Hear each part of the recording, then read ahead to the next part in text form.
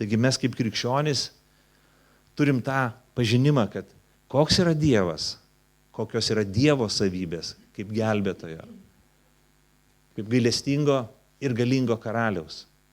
Tokios pat yra Kristaus savybės. Koks tėvas, toks sūnus, koks sūnus, toks tėvas. Sūnus atėjo į šitą pasaulį, kad apreikštų, parodytų, koks yra tėvas.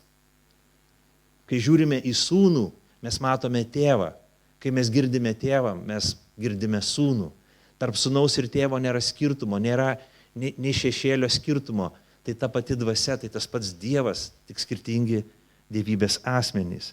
Jėzus Kristus yra viešpats ir Dievas.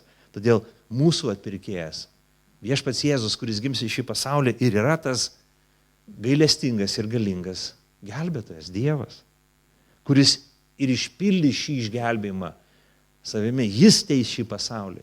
Jis vykdys teisingumą šitam pasauliui. Jis yra gelbėtis, jis atėjo gelbėti žmonių, jis atėjo apversti. Mes matėme Marijos giesmėje tas apvertimo momentas. Išdidėjai bus pažeminti, nuolankieji bus išaukštinti. Nuskriausti bus, jiems teisingumas bus atstatytas, bet tie, kurie skriaudė kitus, jie gaus savo atlygį. Dievas vykdo teisingumą.